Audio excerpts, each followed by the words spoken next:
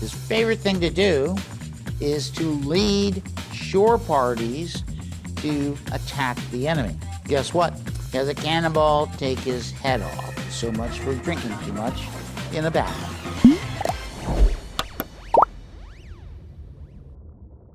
You know, there's very many officers during the U.S. Navy that perform their duties well. There's some, however, are there at all these impactful times that really help bring the Union a great victory at the end of the war. And one of those people happens to be Thomas Oliver Selfridge. And we might remember I have slides. So Selfridge, one of the important things is about him, you know, he was a very dedicated, determined, very heroic junior officer during the Civil War. He survived the sinking of 3 warships, the Cumberland, the Cairo, and the Conestoga. In fact, his friend, Rear Admiral David Dixon Porter, said, "I'm never going to assign you with another ship which name is at the top of the alphabet." Okay?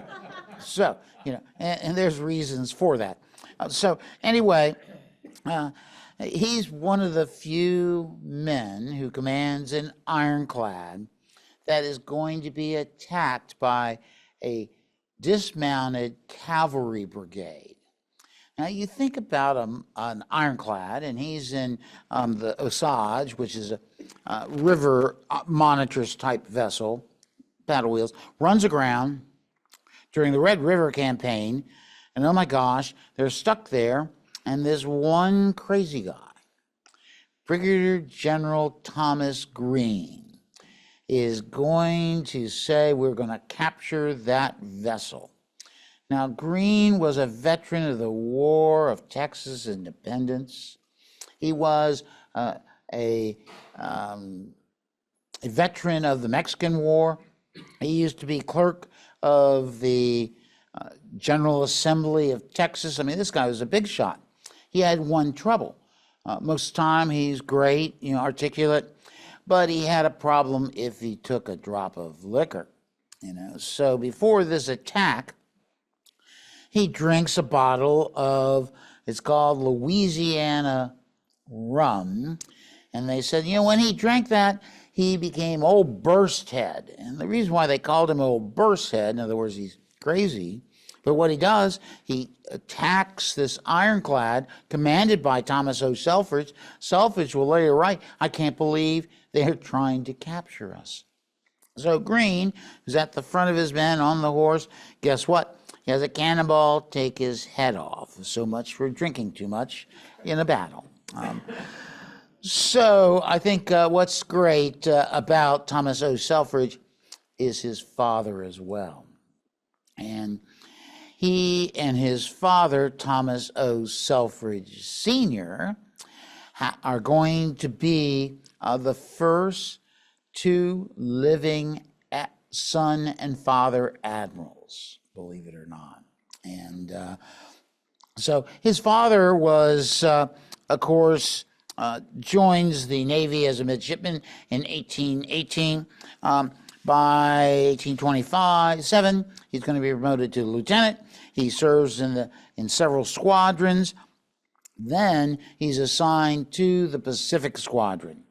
And he's promoted, of course, to commander and allowed to take command of the USS Dale, which was a small sloop of war.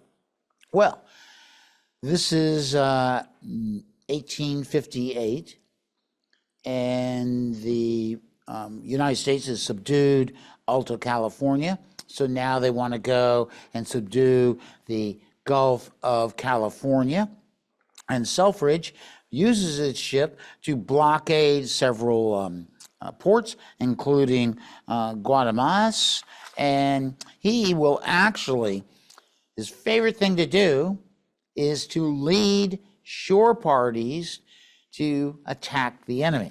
In other words, he'd get a bunch of Marines, get a bunch of blue jackets, he'd land and try to chase down these Mexican soldiers and militiamen and guerrillas. Well, he did it too often because in February of 1862, he is going to be grievously wounded by grape shot that rattles his whole side. So he will be invalided back to America. Once he really recovers after serving at the Boston Navy Yard, Selfridge Sr. will be given command of the USS Mississippi, which is in blockading duty, the Delta, Mobile Bay. Very important job. But he will write that his wound is still troubling him. Now, I have to tell you, you think about surgery during the early part of the 19th century, it's not very good. In fact, they didn't want to really probe you too much. So his body, just like Worden, he got blinded, he had gunpowder right below his eyes, and sometimes that gunpowder would pop out. So this guy would have small pieces of grape shot fall out of his body. Well, he's walking around and all of a sudden, whoa. And so he said, well, I can't command an active vessel. And so he takes command of the Mare Island Navy Yard, promoted to Commodore. And then in 1867, Thomas O. Selfridge Sr. will be promoted for his distinguished service to Rear Admiral to date from 1866. He lives till 1902. And so, it's kind of amazing. I told you that story because, you have to realize when we start to learn about Selfridge, we're going to realize that he's taking the concepts, the feeling of those naval officers of the War of 1812 who are ready to risk everything to achieve success. And so he learns all that from his father and from his father's friends. So basically, young Selfridge is going to have a great shoes to step into. Now, his mother was Louisa Carey Soley Selfridge, and he was born in Charlestown, Massachusetts on 6 February 1836. So he attended English high school, and then he enters the Naval Academy in 1851. Now, he's one of the first students that are there when the curriculum changes. It goes into a 4-year college curriculum, and as a result of that, he will actually graduate in 3 years because the U.S. Navy did not have enough junior officers. It said, let's get these guys out of here.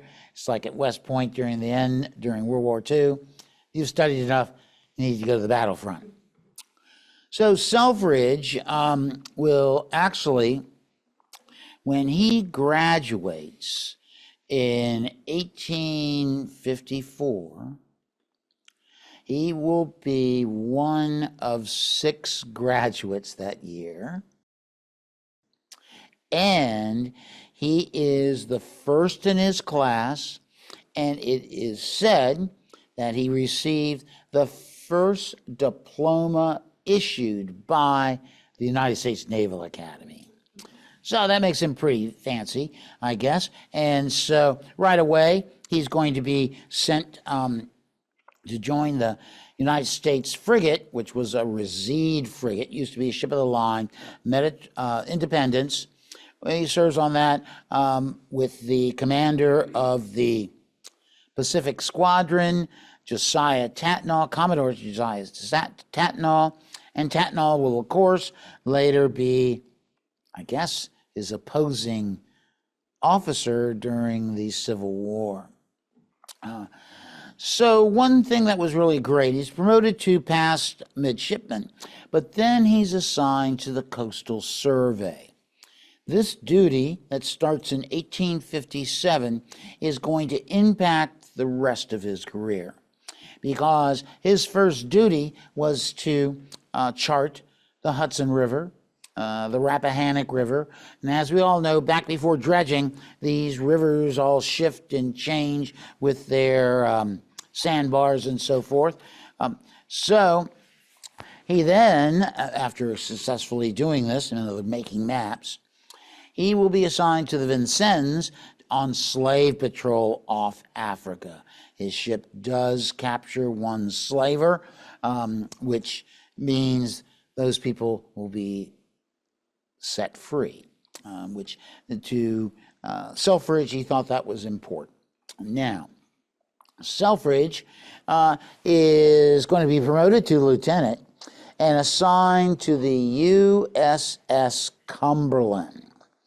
Now, we all have heard about the Cumberland. The Cumberland was at one time a frigate that was reseed down in 1856 to a sloop of war, and it became the flagship of the home squadron. Back in the old days, you know, we had a home squadron, African squadron, European squadron, East Indies, West Indies, and Pacific. So, you know, these were important to show our flag. We were worried about commerce and so forth. Well, the Cumberland is commanded by Flag Officer Garrett J. Pendergrass, and they come into Hampton Roads in February of 1861. Now, as you all know, 1861 is an extremely pivotal year, as this is when the war is going to break out, of course. Now, Selfridge's ship, the Cumberland, will actually be anchored off Craney Island, but because of the secessionist crisis, Gideon Wells will send a message to Pendergrass, said, bring your ship closer to the yard. So he brings his ship up to an anchorage right off of the Portsmouth Naval Hospital in the Elizabeth River. And they're awaiting repairs. Well, there's not going to be any time to effect repairs. And so basically, as the crisis around Fort Sumter and Fort Pickens in Pensacola starts to escalate, they will order the Cumberland to move up right off of the Navy Yard. Now, when Virginia, everyone's worried when right before, after the bombardment of Fort Sumter, everyone's worried, what are the Confederates going to do to try and capture the Navy Yard? So Selfridge volunteers to take this little tug, Yankee, up to Craney Island and break through all the obstructions. Well, the commander of the yard, Commodore Macaulay, will say, no, we don't want you to do that. And so, Charles Stewart Macaulay. So as a result of that, Selfridge comes back because there's this rumor that's really shaking the Commandant, Charles Stewart Macaulay, that there are Confederate masked batteries everywhere, that the obstructions are too terrible for us to cross. So Selfridge says, well, I'm going to find out about this. So he takes it upon himself to climb to the top of the main mast of the Cumberland so he can see that there aren't very good obstructions and that there are no batteries being built to block the Federals from coming in and out of the Elizabeth River. Now, he also takes it upon himself under a flag of truce to talk to an old friend of his, Captain Robert Pegram, and another Confederate officer, or Virginia officer, Captain Henry Heath. He's trying to glean information about what you guys are going to do. And this is the very afternoon. Now, Heath and Pegram don't tell Selfridge, but that afternoon, a unit known as the United Artillery, Confederate, will occupy Fort Norfolk. Some of you may have been to Fort Norfolk, but it is where all the gunpowder of the U.S. Navy at Gosport Navy Yard stores their gunpowder. There are estimates that it's either 250 pounds, 1,000 pounds, 100,000 pounds, or 300,000 pounds. A lot of gunpowder. In fact, that very gunpowder, once it's captured, gets sent up to Richmond and is going to be used at the Battle of Manassas. Because does the Confederate have any other place to make gunpowder? Answer is no. So, Selfridge feels deceived by those Southrons. Says, I'll never trust them again. And so, however, goes back on board the Cumberland. Now, I want to tell you, when Virginia leaves the Union on April 17, 1861, oh my gosh, all these local firebrands in Norfolk and Portsmouth are clamoring for the Gosport Navy Yard to be turned over to its rightful owner, the Commonwealth of Virginia. Well, so here's the Cumberland, a powerful 24-gun sailing sloop of war.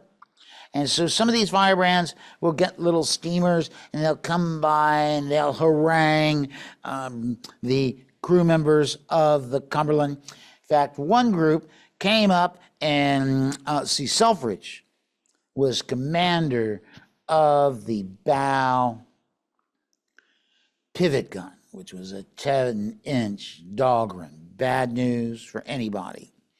And so these guys are all on a bunch of boats right in front of the bow of the Cumberland, all saying, nasty things, we're going to get you. And of course, Silver shots back, you're not going to get us without great loss. And then he points the 10-inch Dahlgren right at them, and they go away. Now, they're being harassed so much that Selfridge comes up with a plan. He gets a hawse line and rigs it from the Cumberland all the way over to the Yankee, which is a small tug.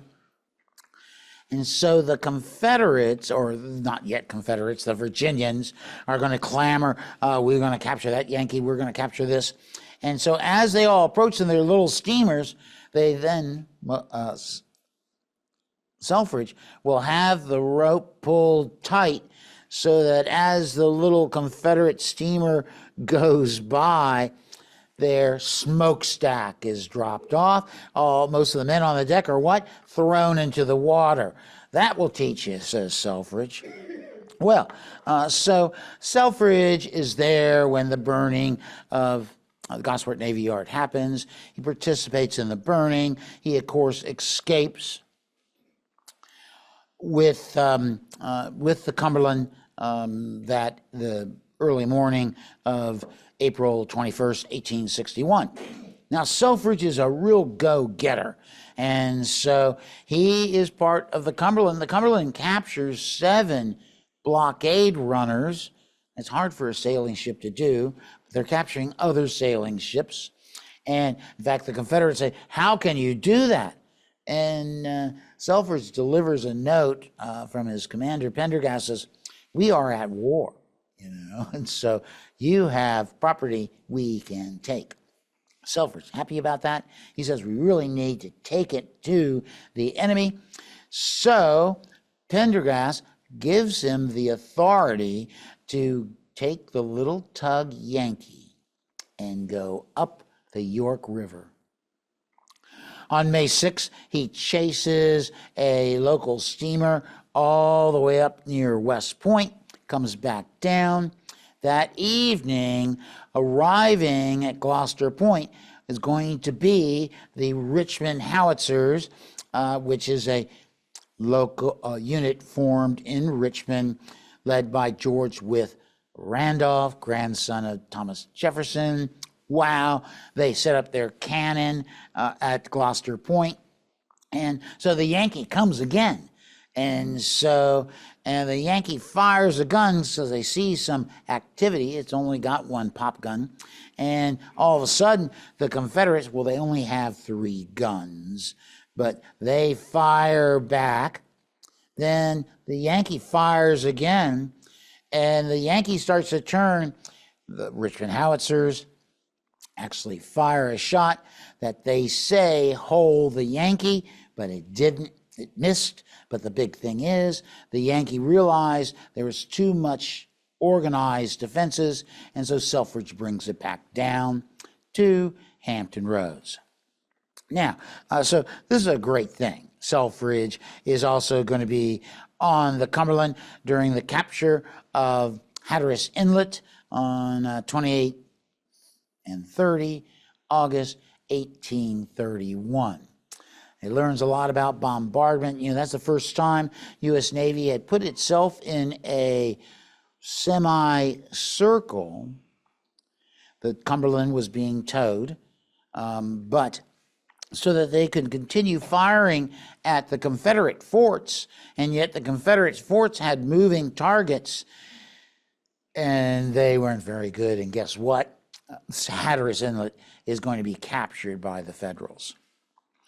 So far, Selfridge had a pretty daggum good war, you know, not at risk or anything like that.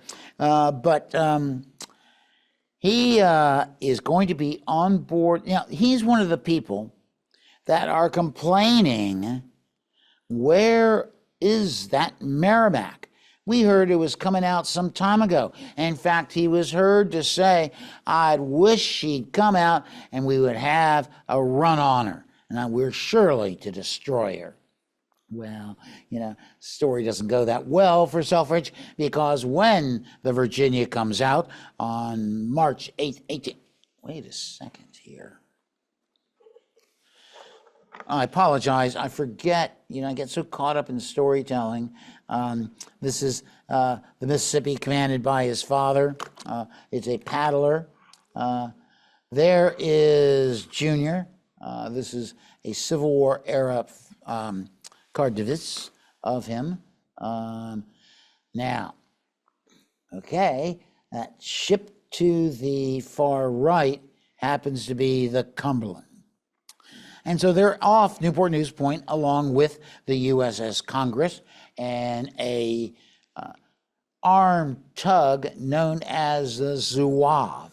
And so they're sitting there commenting, when that ship is going to come, we want to blast her. In fact, they had a plan where they take all their ships, surround the Confederate ironclad, and bomb her into submission. That's exactly what Farragut did at Mobile Bay 2 years later. But the Virginia went, or Merrimack, we'll use that because we're talking about a U.S. Navy officer, will come out, and this is called Newport News Point right here, and they will pass by the Congress, which is to the, oh, my pointer's not working. Okay, so they, to the left is the Congress. They'll pass by that. Salvo is, a broadside is sent into the Virginia. The Virginia fires back with a salvo that causes fires on board the Congress. But I will tell you that the Confederates, of course, the Virginia is commanded by Franklin Buchanan. And so his goal is to get to the Cumberland, right? Selfridge is in command of the forward gun division, right? And so he sees that ship coming and is standing on the bow when the Virginia will fire its first shot. And Selfridge said, it's from the 7-inch Brook gun, using a shell, passed through the starboard hammock netting, killing and wounding 9 men and their former commander. The groans of these men, The first to fall, as they were carried below, was something new to those crews as they stood at their guns, and an introduction to the scene of carnage. Selfridge will add that the deck is slippery with blood. Blood is flowing from her scuppers. And so his gun, and so what happens is, of course, the Virginia rams the Cumberland, creating a hole large enough for a horse and cart to come through. The Virginia floats away, the ram breaks off, and Selfridge is standing there, and then he goes to try and get other cannons to start being part of the fray because the ship is sinking by the bow. He will later say, I made the biggest mistake of the war. I should have dropped the Cumberland starboard anchor on top of the Virginia, and as the Cumberland went down, so would the Confederate ironclad. Well, so much for that. He didn't do that, but he later writes that he's the captain of gun number 1, a splendid seaman named Kirker, rated Commodore's coxswain, had both arms taking off at the shoulder while he was holding his handspike. He passed me as he was carried below, but not a groan escaped from him. The dead were thrown over the other side of the deck. The wounded were carried below. No one flinched, but we went on loading and firing, taking the place of some comrade killed or wounded, and the writer, meaning himself, went from one gun to other with primers, so they keep on firing. Now, the crews are decimated. Selfridge will later write that it was pathetic that our shot bounced off the side of the Virginia. However, he then, with the commander of the Cumberland, George Upton Morris, will fire at the gun ports. Actually, the Cumberland is going to, at that moment, those 15 minutes or so, is going to inflict more damage on the Confederate ironclad Merrimac than anything else during the 2-day Battle of Hampton Roads. But they do knock off the muzzles of 2 of the guns. One of them, which is right out there in the monitor center, 9-inch Dahlgren. They're getting ready to fire it. Hit the muzzle, the gun fires prematurely, people get wounded as the gun goes into recoil because they're not expecting it to go recoil. So then someone from the Merrimac, and according to Walt Whitman, it was Franklin Buchanan with his uppity southern drawl, said, "You must surrender." And so Morris says, "Never. We will sink with our colors flying." Selfridge will then have to escape the ship. He jumps out of a porthole and swims to a rescue launch and survives the battle. Wow. You know, this is really moving that there he goes. Now just think, Selfridge is at the very bow of the ship as the Virginia strikes the Cumberland. So this is like many paintings of the Civil War, not accurate totally. The only thing I like about it is the ramming scene and how quickly the Cumberland is going down. But I'll say that, whoops, not yet. So Selfridge will survive the battle. He gets to be flag lieutenant for the commander of the North Atlantic blockading squadron, Louis Malshebres Goldsborough, and at that he will participate in the capture of Norfolk. He will also volunteer to command one of the most unusual ships built during the Civil War, the Alligator. Now, the Alligator got its name because it was a submersible, except it only could dive down 6 feet. So just imagine that wasn't very good. It's run by paddles, which the crew members have to do. It was 47 feet long. It had a height of hull 5.6 feet. So the dive depth was 6.8 feet, so still part of it would have been above the water. Now, with the oarsmen, and they had 8 of them on board this thing, it got a speed of 2 knots. Okay, Selfridge, you can see what type of officer he is. Yeah, I'll take command of that. Yeah, I'm going to prove it's right. It actually was designed by Brutus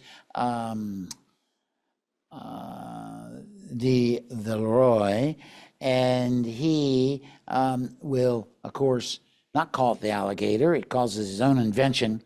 And so when it comes down to Hampton Roads, it will get nicknamed the alligator because it's painted green so that it kind of merges with the water. Now, when it came down to Hampton Roads, it had already stopped at the Washington Navy Yard to get rid of the paddles, because, where every time the paddles go out of the hull, since they didn't have rubber and stuff, guess what? It leaked. So they put in a screw propeller, hand crank, just like the Hunley. Well, the Selfridge and Thomas Holdrop Stevens will concoct a plan that will be to go up the Appomattox River to where the Swift Creek flows into the Appomattox River, and there is the Petersburg-Richmond Railroad. And so the job is to blow up that railroad, and it's going to be supported by several ships going up. Now, the Port Royal, Southfield, Jacob Bell, Stepping Stones, and the Martisan, and the Island Bell. Now, the Satellite is its tender boat. So what they're going to do is go, I don't know how many people have seen the Appomattox River or realize how easy it is to cross it during the summer. And so they're trying to go up this narrow river to get near Petersburg and use the alligator. Now, the alligator had 2 divers on board. So the divers were supposed to get out of the hatch when you got real close to the enemy, and they took limpet mines, and a limpet mine has some floatability, but they would attach it to the hull of the enemy's vessel, turn on the clockwork, and swim away. Well, did that work well? No, they never tried it because it was impractical. So Selfridge, of course, will go up on this expedition. The alligator runs aground. All these ships run aground. In fact, the commander of the expedition, Thomas Holdrop Stevens, will actually have a meeting at night who they talk about, according to William Keeler, the Monitor, because the Monitor's with them. Oh, my gosh. They say that the sharpshooters were firing at them, but as the officers drank more, they said there were huge howitzers firing at them. And so they decided to retreat. The alligator was then supposed to go up and clear the obstructions at Drury's Bluff or destroy the other Confederate ironclad under construction, known eventually as the CSS Richmond. The Federals called it the Virginia II. However, the alligator can't get there. In fact, good old Selfridge is going to say that ship is an enterprise that was an instant failure. Okay, so, so much for the submarine corps. Now, all of a sudden, oh my gosh, all of a sudden, this is a fascinating story, this guy. I might have to give a second part lecture next year because I'm only a quarter of the way through his career, believe it or not. However, he's then sent to the Mississippi Theater because he has some experience with ironclads. One sank him, one he commanded the Monitor for 3 days. So they put him in command of the USS Cairo. And the Cairo is a poop turtle, city-class ironclad, not the best ship made, but still better than anything the Confederates had. So he goes up into the Yazoo River, and I have to tell you that he will actually try to do, the Federals are going to attack Haines Bluff, was at the mouth of the Yazoo River. And so to use the floating artillery, they want to make sure they cleared all the torpedoes that might be in the Yazoo River, because that was a big fear that the Confederates had made these things. And so the Cairo, slowly moving up the river, it's going through dense forest and things like that. I'm going to tell you right now, they have ships' boats out looking for torpedoes. What they do is they get a grappling hook if they saw one and try and pick it up, and then explode it. But that was a smart way to do it. But the Yazoo, see, the Confederates had two types of torpedoes. Yay, they had contact torpedoes, and then they had electronic torpedoes. And so as the Cairo comes up the Yazoo River, it will strike two, some people say just one, electronic torpedoes. There, a couple of Confederates in the woods using copper wire, and they're connecting it so that it sends a spark to the torpedo, and what? Blows it up. It creates a huge hole in the Cairo, and the Cairo sinks in 15 minutes, but without a loss of life. So Selfridge now has had two ships sunk from under him, and so as a result of that, he will be eventually assigned to the USS Conestoga. And we're running out of time, so what I'll tell you is the Conestoga was what we call a timber-clad, 570 feet in length, but it gave the Union the opportunity to move around the rivers. In fact, Selfridge makes the Conestoga famous by going up into the Arkansas River, and there was a spit of land at the mouth of it, which is where the Confederates' guerrillas would be shooting at Union shipping. Oh my gosh, we don't like that. So he'll dig what's called Selfridge's Cut, and which isolates that point of land. And eventually the Mississippi says, we're going to go over it. So the threat of the sharpshooters is dissipated. Eventually the Conestoga will actually have to be repaired, and Selfridge then serves on a battery during the siege of Vicksburg, which is tremendous. They take heavy guns off the Union gunboats and place them so they can shell Vicksburg from a different angle than the infantry or the Union Army. The long and short of it is that in command of the Conestoga, he is going to this Cairo. This is the Cairo sinking. This is the Conestoga. And you see not much of a boat, but he will have an accident where he will be rammed by another Confederate ship. And when that ramming takes place, the Conestoga sinks. 3 sea ships down, thanks to Selfridge being there.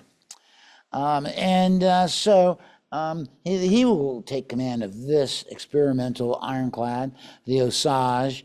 And actually, I told you the story of him defeating a Confederate cavalry brigade attacking his ironclad. You can well imagine what he thought he did. He really later wrote, and the main book to learn about Selfridge is his memoirs, where he goes into all sorts of details. Also in the National Archives happens to be several of his lectures. He tells about, this is what happened on the Cumberland, or gee whiz, this is what I did to defeat the Confederates in the Red River. And so you can well imagine his stories are very vivid and provide us with a great clue to one of the leading junior officers of the war. He will be promoted to lieutenant commander during the war. After the war, I think what he does is he does a coastal survey, an investigation of the Darien Peninsula, right where we made the canal. For 3 years, he lived in the jungles. So he did that so well, he then will be assigned to survey the Amazon and the Madeira rivers in Brazil. So he's famous as a great surveyor of where to understand rivers and where to put canals. So basically, the Royal Geographic Society of Belgium will actually give him a gold medal, make him an honorary member. Ferdinand de Lesseps will invite him to an international canal conference in May of 1871. He'll be awarded the Legion of Honor. Oh my gosh, this guy is a leading mind on how we're going to build basically canals. But he doesn't stay doing that. He actually is assigned to the, this is a very quick, Asiatic Squadron, where he will have target practice and actually blows up a bunch of Japanese fishing boats. And so Japan didn't like that, so he has a court of inquiry. No one cares about the Japanese, so he's found innocent. I think the culmination of his career, when he's commander of the European Squadron and goes into the Baltic Sea to St. Petersburg, where he'll be the official representative of the U.S. government at the coronation of Tsar Nicholas II. And actually, when you look at pictures of him, I didn't talk about his Fort Fisher. He was part of the attack, land attack on Fort Fisher. He was a crazy guy. One of those medals is a solid gold medal it's the one to the right, from the coronation of Tsar Nicholas II. The other one is a Legion of Honor medal from France. So that's a quick overview of Thomas Selfridge. I'm sorry I got caught up so much in his Civil War stuff, but I can't help myself. But perhaps I'll do more detail because it is fascinating the things he does in the survey work in the post-Civil War era. So thank you all. Thank you.